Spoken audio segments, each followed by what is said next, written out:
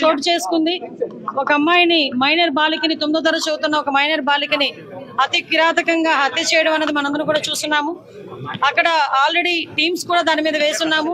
SP గారితో నేను తెలిసిన వెంటనే ఎస్పీ గారితో నేను మాట్లాడి పొజిషన్ ఏంటని కూడా కనుక్కోవడం జరిగింది.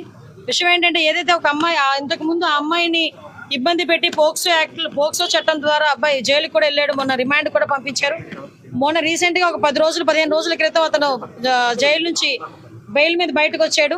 వచ్చిన తర్వాత అమ్మాయిని హత్య చేయడం జరిగింది. దానికి సంబంధించి ఇంచుమించుగా 18 పేజీల వాంగ్మూలం కూడా ఇంచుమించు వాంగ్మూలం ఒక లెటర్ కూడా పెట్టున్నాడు అక్కడ. అతనైతే ఇప్పుడు మనకి పరారులో ఉన్నాడు. ఎట్టి పరిస్థితుల్లోని కూడా పోలీస్ డిపార్ట్మెంట్ అంతా కూడా సుమారుగా 8-9 బృందాలు కూడా ఏర్పాటు చేయడం జరిగింది. అన్ని బృందాలు కూడా ఈ రోజు అతనికి పట్టుకోవడానికి ప్రయత్నం కాదు, ఎట్టి పరిస్థితులు పట్టుకొని తీరుతాయి.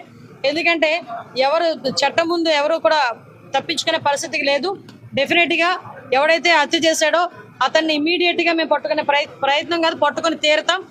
డిపార్ట్మెంట్ వాళ్ళకి కూడా చాలా క్లియర్ ఇన్స్ట్రక్షన్స్ వెళ్ళి చంద్రబాబు నాయుడు గారు, లోకేష్ బాబు గారు, పవన్ కళ్యాణ్ గారు కూడా దీని మీద ఆరా తీయడం జరిగింది, నాతో మాట్లాడడం జరిగింది. డెఫినెట్ గా ఎట్టి పరిస్థితుల్లోని నిందితుడు ఎవరైతే ఉన్నాడో అతి తొందరగా వీలైతే ఈ రోజు రేపట్లోనే నిందితుడిని పట్టుకుని అరెస్ట్ చేసే పరిస్థితి కనిపిస్తుంది. ఈ వీడియో కానీ మీకు నచ్చినట్లయితే లైక్, కామెంట్, షేర్ చేయండి. మరిన్ని అప్డేట్స్ కోసం సబ్స్క్రైబ్ చేయండి.